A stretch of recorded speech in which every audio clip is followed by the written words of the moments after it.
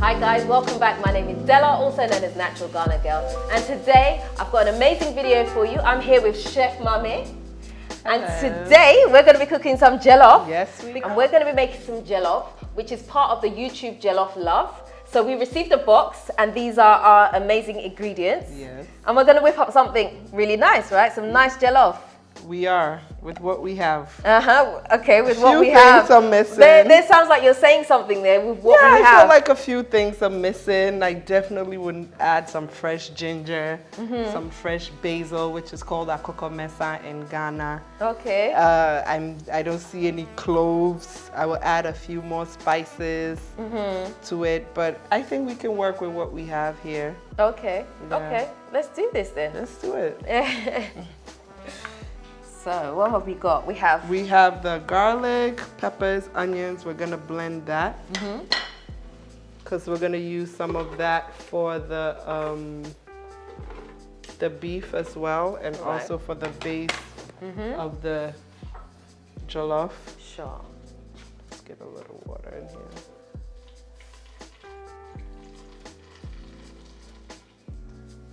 Exciting. Help it blend.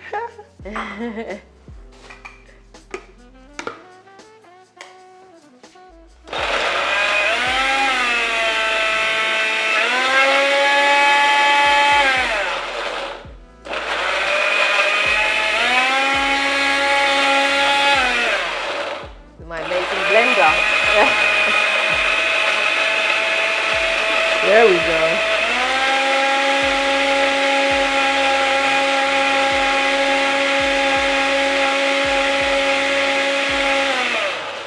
So this is good. So this is good for our base, right? Yes, definitely. Okay. We're going to use some of that for the beef, and we're going to use that to also start. Okay, so we're going to put the beef also in. Yep. In a separate pot. Okay.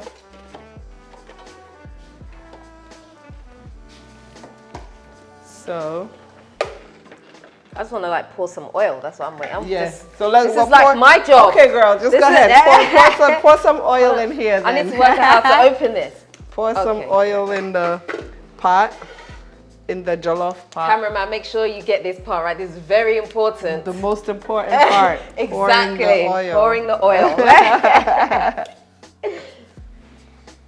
Okay, that should be good. I'm gonna pour the half of our mix, garlic and onion mix and pepper into the beef. Okay. And then we're gonna wait for that oil to get hot. Yep. And we'll add that in, all right? Sure. We'll add some water into the beef. Let's add some salt. You can add some of the rosemary and 1 bay leaf as well. Is that all right? You can go a little more. Okay, that's good. And some rosemary. Rosemary. Okay, may have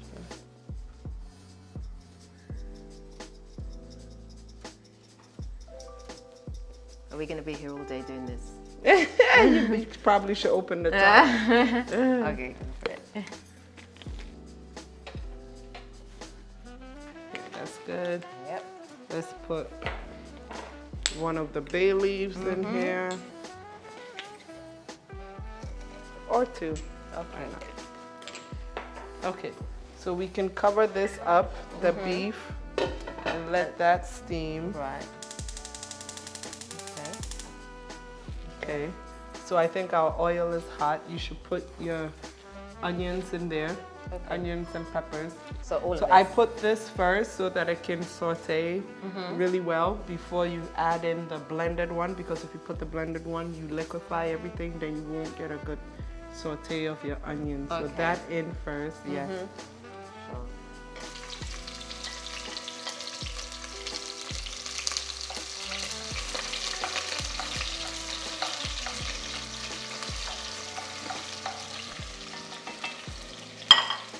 Okay. You can let that cook. Make sure you always watch your heat so it's not too much. so you don't burn things. That's one thing about jollof. You can easily burn it. I know, right? It takes time. Jollof love, literally. Yeah. Jollof love means taking time. Giving a lot of love to your jollof. It takes time. I feel like when people cook jollof, they're like, oh, let me make a quick jollof. I'm like, is there really such a thing? Yeah, you know? yeah. It takes time. The jollof, the stew at Gastro, at the restaurant, we cook it for hours. I mean, really? 8 hours or more. 8 hours? Minimum Oh my gosh, do you have 8 hours. anything left in the pot after doing that? Well, feels like it would all evaporate. It's a slow cook, right? So the goal is to get all the water to evaporate out of the stew, right? It helps with several things, flavor, and it also lasts longer. When you have stews and stuff that has a lot of water base, it spoils quicker. When most of the liquid is cooked out and it's left with just oil base, it lasts longer. That's why when you see when people make shito, they make sure there's a lot of oil on the surface. It helps it last longer, even if it's not in the fridge. And then if you're in my mom's house, if you're going to get shito, don't let her see that the spoon you have with, you just washed it and you're going straight in, because you're gonna get water into it and it will easily spoil. Really? So how long can stew last?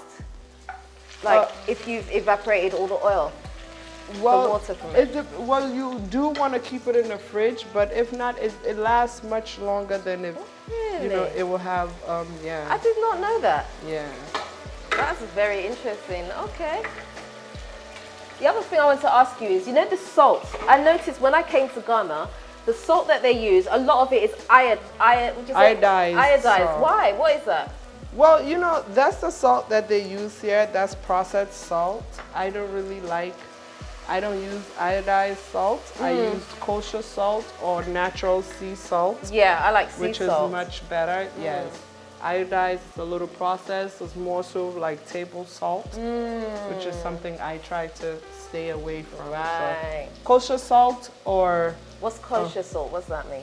So, you know, it's funny you say that, because chefs all over the world are now fighting over kosher salt. To get a box of kosher salt is like getting a box of cocaine or something. It's hard to get. Really? Yeah, so, you know, most restaurants, especially in the US, around the world, use kosher salt, right? It's a lighter kind of salt. It's unprocessed. And you don't, how do I say? My staff say, it's not easy for you to over salt your food. It has a very mild taste, and you actually taste the food. Right. You know, it doesn't overpower things. It doesn't give you a back taste. It's so kosher salt it's a good way to go. Okay. So what about the pink Himalayan salt? I know that was like really trendy at one point. Really good. Yeah, it was trendy, but it's actually good, right? It's good. So it was a good trend. Yeah. It wasn't one of those trends that, you know. Okay. It's like just cause. It was a good trend, so that made sense. Okay. So we have the onions. We put in our blended onions and garlic as well. We're gonna let that cook down. In the meantime, I want us to blend our tomatoes. Okay. So it's ready. So you saw what I did. I had, you know, you had some of the onions and stuff in here. You don't want it to go to waste. So I basically rinsed it with a little water and I poured it onto the beef, so that it doesn't go to waste. So I have this little secret that I'm about to reveal on camera. So you guys don't come for me, please, okay? But I actually find it really difficult to make jollof with long grain rice, these fragrant rices, Thai rice. I can actually only do it with basmati. When I use basmati, it comes out nice and singular and it's perfect. Anytime I do it with any other type of rice, it comes out like, you know, some type of porridge or something. Understandable. You know, it's because basmati is a harder grain of rice. It's not as easy to overcook and let it get mushy. So it seems like no matter how much water you add, it takes a little more effort to let basmati rice become mushy. You're telling me that I can't cook. Well, not what you're underlining saying not necessarily, but you know what I mean. So I think it's time for us to add in some of this jollof mix. Are we going to use the whole thing or just some of it? No, so I don't like my jollof with too much tomato paste. Yes. Then it gives you that tangy tomato taste. Right. So I think I'm just gonna go maybe halfway of this. Okay. Because you look at your rice. Yeah. And you don't have a whole lot of rice, right? Okay. So we're gonna blend our tomatoes now. It looks like our tomato paste is very good.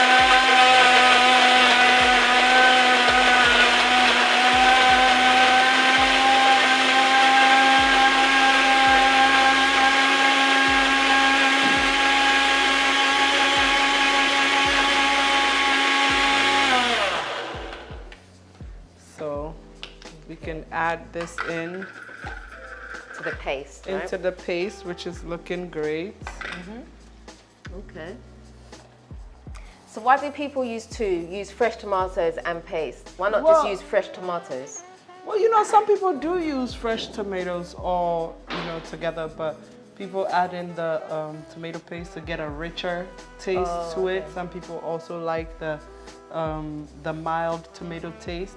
I use both, but the goal is that I make sure that I cook out the tomato paste as much as possible, so you don't get that really sweet, tangy. Yeah, there's that tangy thing. So how do you get rid of that? Well, it's about cooking it out for a good amount of time and balancing the ingredients. Because you get that even when you're just doing stew, right? That tangy and it's horrible. Yeah, you don't want too much tomato paste. And fresh tomatoes also has that tangy. Right? So you just have to cook it for longer. Yes, but also I think it all starts from the roots selecting ripe tomatoes, the good tomatoes. You gotta pick good tomatoes that are nicely the ones ripe. that are nice and soft. Depending what you're making, the tomatoes has to fit so that you don't have that issue. Yeah. Of course, you don't want mushy, overripe tomatoes for your salad. You want something a little more solid. Right. And when you're making stews, knowing what to select. yes, you want something that's on the riper side. And also, seasons matter. All of these things, you feel like you've done everything. You picked tomatoes that were ripe and everything, but you still have an issue. But when things are not in the season, they're not at its best. If tomatoes are not in tomato season, they're not at its best. I never even thought of don't that. expect it to be the best tomatoes that you can get, or and it's that, it works with a lot of things. Oranges don't taste the same year round when it's not in the season. Mangoes, everything. Naturally, so that's when you as the chef or the cook have to now make adjustments to make sure that you now make up for. So what about using tin tomatoes? Like as in paste or just the sauce? Tin. So you open the tomatoes, you take it from the tin. From the tin. And then you just... Those are good too, but you try to make sure you're using less processed items as possible, So it's better just if you have fresh tomatoes, why not use fresh tomatoes, If you can skip the tomato paste, you can do that as well, but... So I noticed that when you did the tomatoes, you didn't take out the seeds. I know some people take out the seeds from the tomatoes before they cook it. Some people do, but I blended it until it was very smooth, so... It's just the consistency, that's the only difference. I think it's the consistency, and some people always also remove it for whatever preference that they have. Okay, so it doesn't really matter. Reasons or whatever, but it doesn't really matter to me, at least. I'm learning today. Our beef looks good. Okay. It's getting a nice steam. Yep.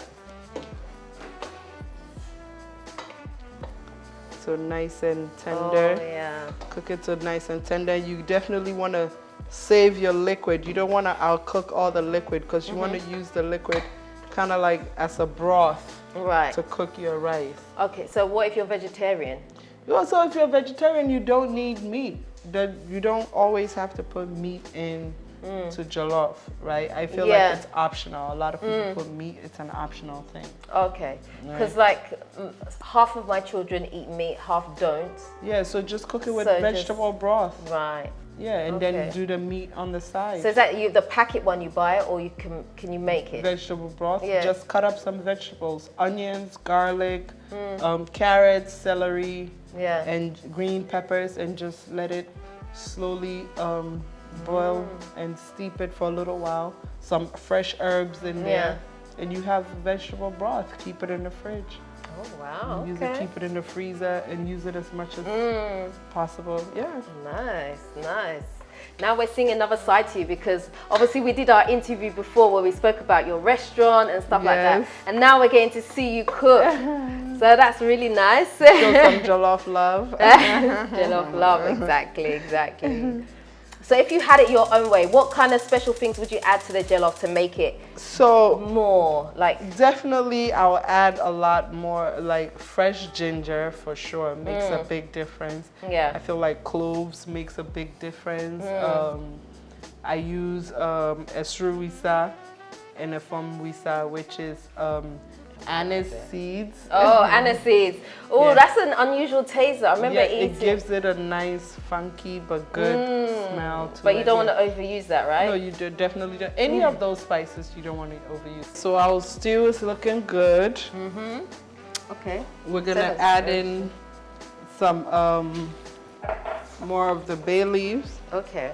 We're gonna add in bay leaves here. Does bay leaves actually make a difference? It does. It gives it a nice fragrance. I mean, I always use them, but I just want, I mean, out of habit, but... No, it makes a difference. It does, right? Everything makes a difference, you know? Put in some curry powder. We're adding in our extra, which wasn't in the box, some nutmeg. I usually use fresh grated nutmeg. It gives it a nice little...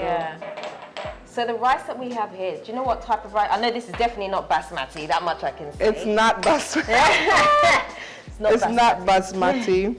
So it looks like it could be a local rice, but I'm leaning more towards a scented Thai rice. Okay. Which is usually what, you know, Ghanaians like to use. So it actually has a smell?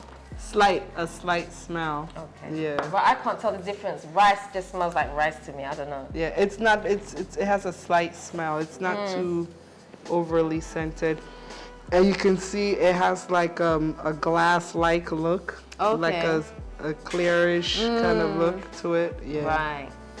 Okay. Okay. Guys, So let me know in the comment section what kind of rice do you prefer to use for your jollof rice. Do you use basmati, long grain? What do you use? Let me know. So tell me, so Ghanaians like to use what rice for jollof? You know, I think Ghanaians, we have this habit, this bougie habit of it has to be Thai jasmine rice or scented rice, you know. I feel like, I think that the thing behind it is it's easier to cook that rice. Right. Two things about jasmine rice or Thai scented rice. They cook quick. Right. It cooks quick. However, you can easily also overcook it. But it cooks quick, and most of the time you get like a nice, perfect rice. Yeah, you know, it's nice not, and single. Yes, it's not difficult to cook. So Ghanaians tend to like to use the Thai, as they would call perfume rice. You know, that kind of thing. But you don't always have to use that. Any other rice works as well. Rice in itself is not an easy thing to cook. Right? It can go wrong. Even the masters of chefs, I've screwed up rice. I screw up rice sometimes. You know what I'm saying? Rice itself is not easy to cook. You have to always make sure you have the proper measurements, and if you're winging it or just eyeballing it, you have to make sure you know what you're. You have to make sure you know what you're doing. If not, you'll be having. Sometimes it's mushy, sometimes it's, you know, it's hard. But so what's the mistake that Nigerians are making when they make jollof? Yes, guys, I went there. I with my Nigerian people, oh please, oh my sister, I beg you. They cook their rice slightly different to us, though. So I'm thinking, you know, I've seen several processes. I've had Nigerian jollof. It wasn't bad. I just was not into the texture, right? The flavor was okay, but I think I couldn't get past the texture thing. I think it's the same thing that I have with Senegalese jollof as well. Flavor's good. It always smells so great, and I'm always attracted to want to eat it. But then I have this thing with the texture thing, and I know Senegalese, they use broken rice. Which I have a thing against that texture of the pieces of rice pre-broken inside your mouth. It kind of makes it a thing for me. Like semolina or something. Yeah, so it's weird to me, but I won't say it's a mistake. Yeah. I would say it's a preference of rice they want to use, but and they parboil but their it rice, does right? affect the results, but it's, who are we to say? Me, I'm saying which that, so one you can be tastes politically better? correct. Me, I'm saying it. That doing it that way is strange. Ghanaian Jollof. That's what she's trying to say all the way. Ghanaian Jollof. Jollof love, that's right. Jollof love. It's all about picking all the perfect ingredients and putting a lot of love into it, taking your time. Yeah. Not cooking the rice before, then adding it to the stew. Some people do Yeah, that. I've seen that. Yeah, I don't want to say what country. Some countries do it like that. I'm sure they Nigeria. do. Yeah. But if you do it that way, how does the flavor get inside? Because I thought the point of cooking it together is so everything is like marinated, but I don't know. because that's almost like doing rice and stew. Right. So it What's kind the of comes difference? off like you did rice and you did stew. And now then you mix them combine it together. kind of mix it up. Yeah, it's fake But, jollof. hey, listen. Fake jollof, yeah. But here in Ghana Jollof, we make sure it's Yeah, we did the correct. the proper one, the real proper one. way. All right, so this is looking good. I think what we can do now is get our oil ready so that we can fry our beef, Right. which is also looking good. I've also noticed, I went somewhere once and someone was making jollof and they made the stew very watery first. So it was literally like a liquid and then they put the whole rice inside. Yeah, so, 'Cause this is more just looks like stew. Like yeah, you we're could add still this to cooking rice. the stew. So when the part you saw was when they were getting ready to add the rice, they added water. They don't Okay. purposely make the stew watery. They Okay. make the stew like this, then you add water to it to get it nice and watery, then you add. It's up to you. I have this thing where I like to put my rice in first Yeah. and let the oils in the stew That's coat what I the do. rice, And then add which water. helps with preventing it from being too mushy because it has an extra protection of oil, which will stop it from absorbing too much Like- water. This is like science. just cook the stew, add the rice, add a bit of water, let it cook, and it's Yeah. fine. But this is science, like all the things that you're saying. Food is science. Cooking is, there's a science behind cooking, Some people think, you can just cook at home and it'll come out great. You yourself probably didn't realize that you were, exhibiting some type of science. Yeah. You're just thinking you're cooking. You don't understand that, the reason why this reacted that way or that reacted that way. But there's a science behind cooking and, I mean, I think it's definitely an art form, but I think for some of us who are not anal when it comes to measurements, sometimes things can be hit and miss. Because for me, I don't measure anything. I'm just not that type. I know some people like to say, okay, this is exactly 1 cup of rice, 1 cup of. I don't. I'm just like, yeah, and I just keep going, So sometimes we get it right, sometimes we get it wrong, Well, even with measuring, it's not always that you're gonna get it right? But cooking is literally, I think I say go with the flow, but don't also be wasting ingredients and wasting product, right? But it's not all the time that you have to be very particular about following a recipe or following specific measurements and stuff like that. As you say, for me, if it's not baking, I usually just go with the flow as well. Exactly. So do you do that in the restaurant? Do you just go with the flow in the restaurant, or do you stick to measurements? So we have recipes for specific things. Of course, I have recipes for everything that the cooks have to follow, the chefs have to follow. However, I came up with the recipes. So when I'm in there, I go with what I have to go with, and it comes out just as good. I don't have to look at the recipe to do it because I created it, so I know exactly how it should taste. But I do have recipes that I make sure that the staff follow. That's why Gastro Jollof always tastes amazing, great, and it tastes the same all the time because we have a recipe that we follow every single time, including the amount of time you cook it for. Really? You follow it to the T, yes. Wow, okay. I have to come in for some of that jollof. I've not had that one yet. Okay, yeah, you definitely have to. So we're kind of making Gastro Jollof slightly here. It won't be the same, but Good. Okay, great. So let's get the beef in. Okay. Okay.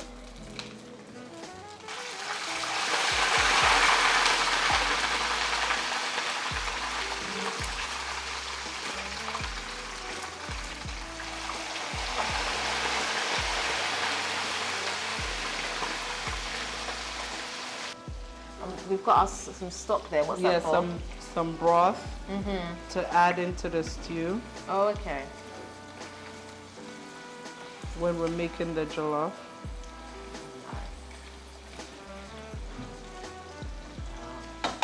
Okay, so I think now that we have the broth from the beef, while the beef is frying, we can add in the rice.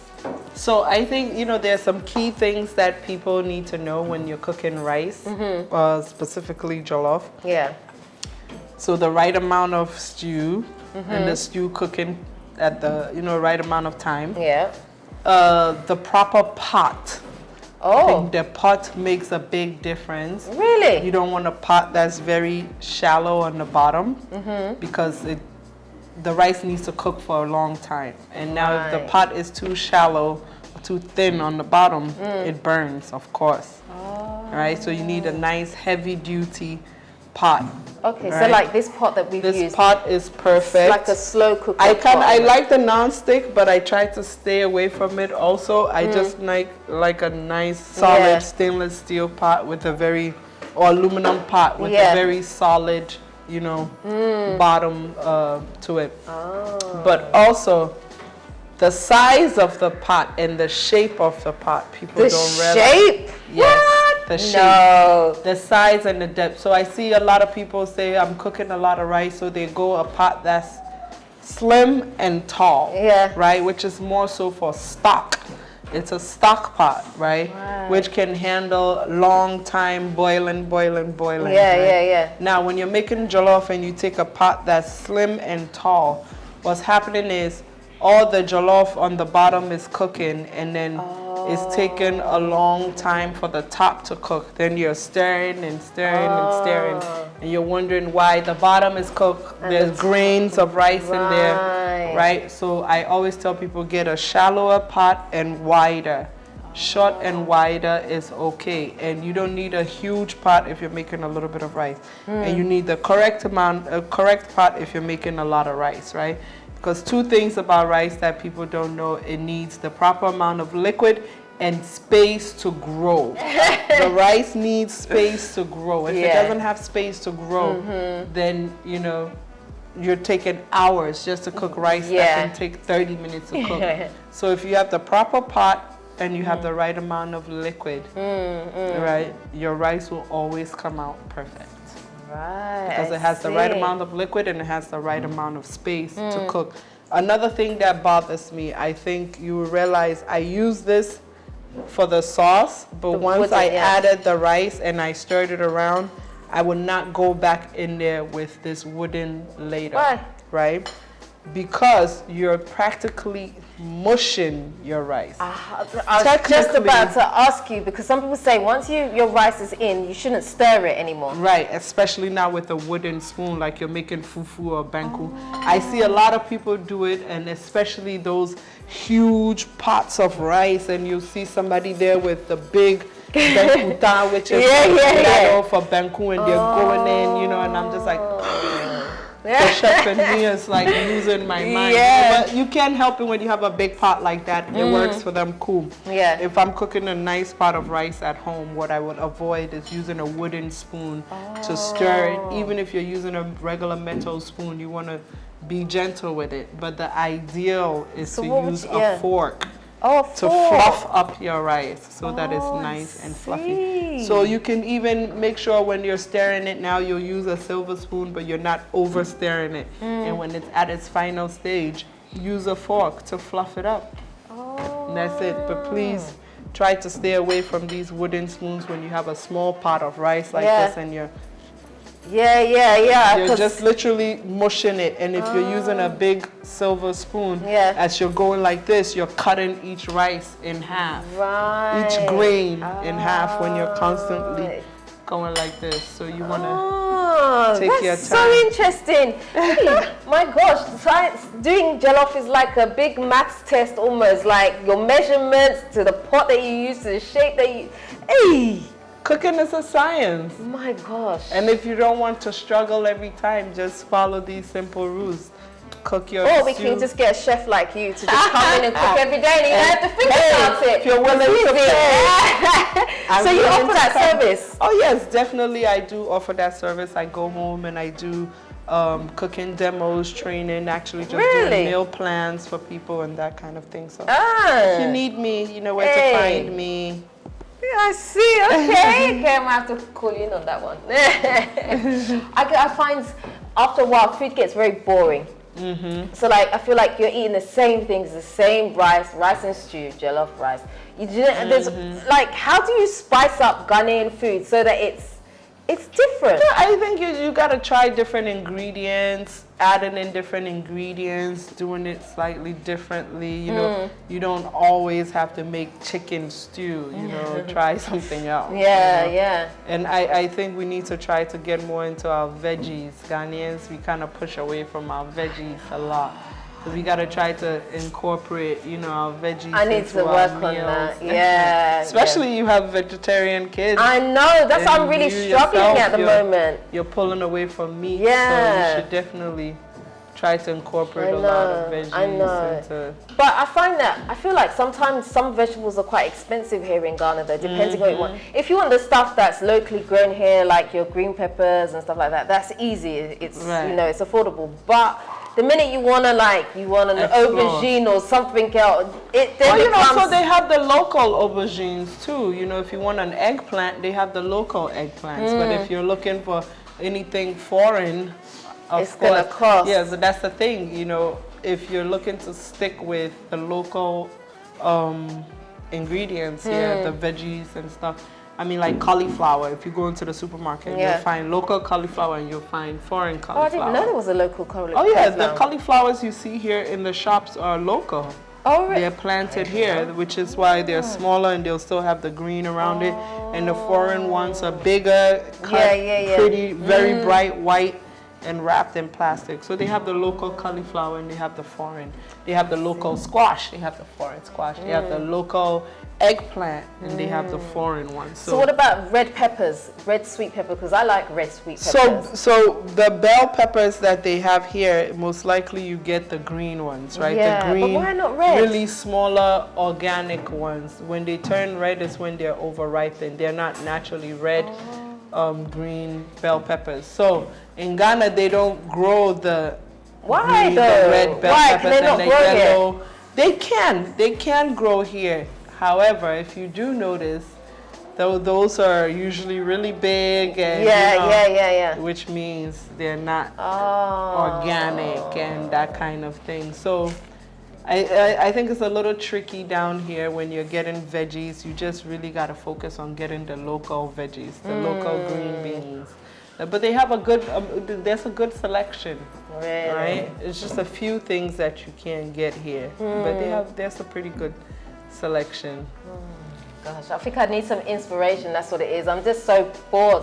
I'm like just eating for eating's sake, but I want to enjoy what I'm eating, you know. So I need to find new ways to incorporate new things into my diet. Yes, try. I mean, make sure you're doing some stir fries. Try to make it fun, you know. Stir fries without meat. Like I can do all that stuff, but I'm so used to cooking with meat. That's how I grew up. That's what I've done since I've, you know. But now my body just doesn't really want meat. Look into getting some meat substitutes. I feel like using mushrooms. Mushrooms is Okay, so you guys know that I'm very fussy, right? When it comes to food. So when it comes to mushrooms, this the texture. See, but that would have been the perfect thing for you. Like if you make stew, you can put mushrooms in there. It's weird as meat. Even like deep fried mushrooms is really good. I don't think you can convince me on that one. The mushrooms. No, because like you look at them and in your mind you expect them to be one way, and then they're like soft, especially when you cook them, and it's like, ew. It's just anyway. I'm the exception because I know I'm very fussy. So you know, I'm sure most people, mushrooms are great. Eat your mushrooms, yeah.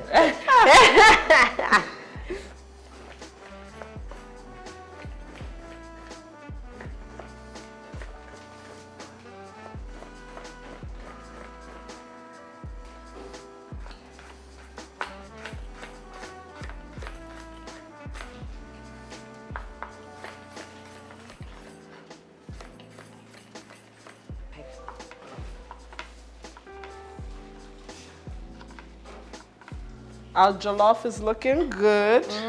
We're gonna add in the carrots and the green peppers now. Right. Now you don't want to add this in too early because you don't want your carrots to be mushy. So our jollof is almost done. So that's when I'll add it in so that we still have some type of crunch. So now let's just turn this around. Ooh. Oh, nice. It looks great. I'm so hungry. Oh. Wow. So you're using the plastic spoon this time to stir it? Yeah. Just I want to get The bottom. in the bottom. And I want to get everything in. Okay. But after this, I would not touch it and with anything that can make it mushy. Right. Looks good though. Nicely separated. It's right amount of liquid. Yeah. And the right amount of space. Do you think that you could ever get your jollof wrong at this stage? I know you're like professional. No, I think I've had moments. I've had moments. Sticky situations. Sticky situations, yeah.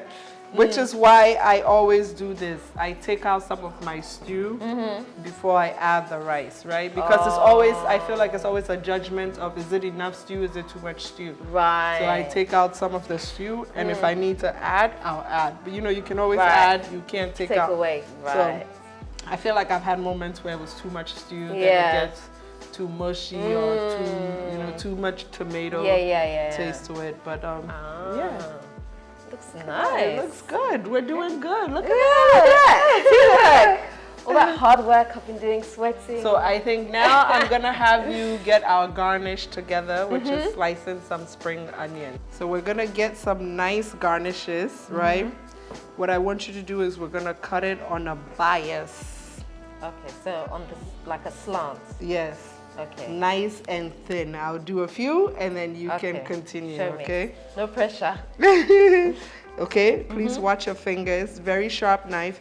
When you're cutting, one thing that they teach you, right? If you're in quick culinary 101, right? You start off with your hand like this, and you bend it back, and you bend this in. The knife should go against, so it never actually cuts you. So you're literally just rubbing against, and you also use your fingers to guide the size, how big you want it cut. So as you're cutting, the more I stretch my hand, if I know I needed a smaller cut, I go very little. If I need a bigger cut, so I'm using my hand, all right? Okay, let's see this. All right, so we're just going, you need a bias like this, right? Now, my knife is sharp, so I'm gonna go.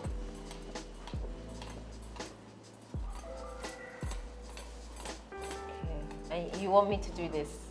Not the way that I did it, of course. But we're looking for this. Okay. Beautiful. Okay. I'm up for the challenge. I'm gonna roll up my sleeves. I'm gonna get there. We want to also keep all fingers. Yeah. We're keeping these. I need these. I need these for several different purposes. Okay. So hold on. So. Well, no. Well, okay. So. You people should stop laughing. You don't have to go as fast as me. But I want to. You also want to keep your fingers. Remember that. Okay. You go in a little thicker, so you want to go thinner. Yes. I actually think mine look better than yours. Oh! See, overconfidence. Okay, mine's definitely not as nice as yours. But You're doing much better than I expected. You have to make sure you end it, right? So they're not attached. You make sure that you go all the way through. Yes, exactly. Gosh, look at how pretty yours look. This looks like two different vegetables here. Oh my gosh, okay.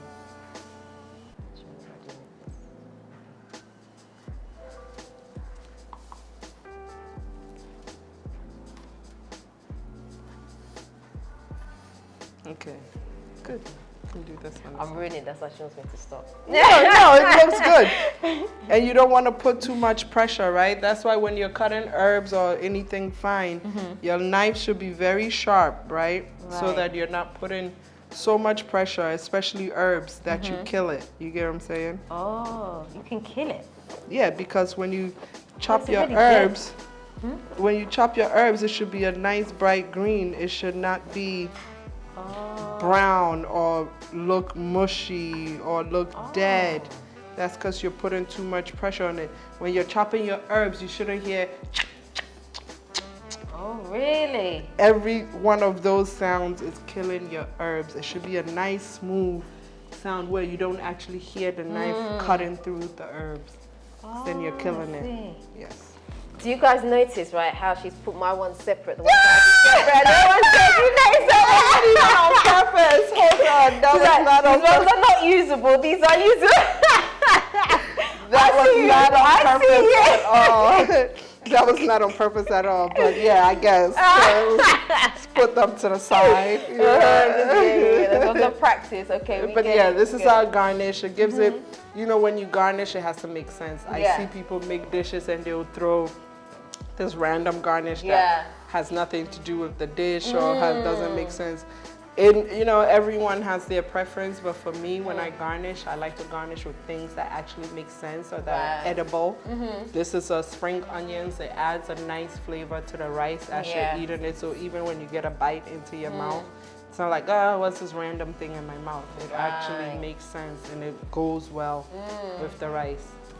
All right, cool. Fully learning. All right, and cut. Jollof will be ready in 5 minutes. Hey. So we actually get to plate that jollof. Ah, nice. Good time. Right pot, right amount of liquid to start with. Yeah. I had someone come and do jollof for me. I'm not joking. This much of the rice was burnt. Oh. I was so Well, you know, the angry. pot and the heat, and I feel like your stove is tricky if someone doesn't know. Yeah. But it's also jollof. There's no way you can make jollof and not have I was some. so upset. Not too much, but there's no way you can make jollof and not have. I know, a little bit. And I some understand people that. actually like when it's burned a little bit more. Yeah, They some prefer. people like the. I like the crunchy. Ooh. Wow. Our jollof is ready, nice and fluffy. Ooh. Nice and separate. It's important to me. Okay, so let's see.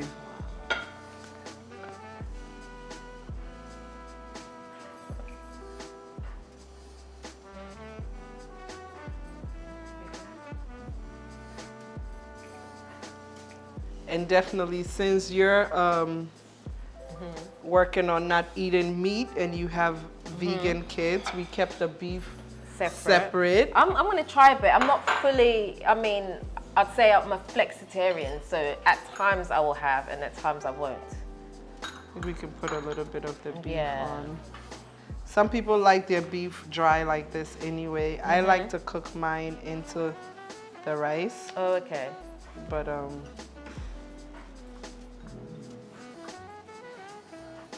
Oh, look how pretty that looks. Look at that. quick jollof. Quick jollof. Still, you can make good quick jollof. Ready? I can't Moment wait. of truth.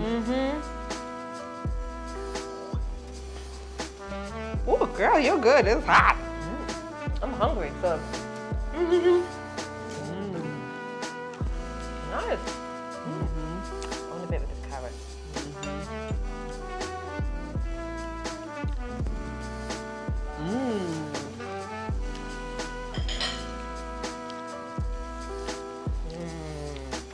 Nice. Carrots are nice and sweet as well.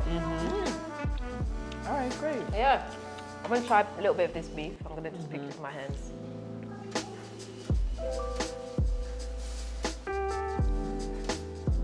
Flavor's there. I'm so hungry. I'm ready to just pull this plate aside, sit down, and just eat, revive myself, you know. Nice. Great. Lovely. All right. Thank you so much. Very good. You're leaving the pot, right? Yeah. Yeah. I don't have to cook today. It's good. Delicious. Children will love this. Thank you so much Yeah. for coming on and showing us how to cook jollof with all these lovely tips that you've given, which is great, awesome. Thank you. So I guess if people want to try more of your food, they can't come to my house. Come to Gastro, Hey. of course. We're in East Legon, Accra, Ghana. We're located on the Jungle Avenue. Yeah. We're on Instagram. You can find us at gastro_. You can also find me, Chef Maame _ on Instagram, or Yeah. Chef Maame Boache on Facebook. Hey. But yeah, we're always here for you. Amazing jollof all the time. Really, and it looks so beautiful, so nice. It's really, really nice. Thank you. So guys, that's the end of today's video. I hope you've enjoyed it. I'm definitely going to be cooking jollof exactly like this. My next plate of jollof is going to come out and look beautiful, just like this. It. I've got all the tips now, and it's all locked in the brain, you know. So yes, if you haven't already subscribed to this channel, guys, I would love it so much if you'd do me a favor. Hit the subscribe button and the notification bell. Don't forget to also like, comment, and share this video. Until next time, I am out. Nutitfafa.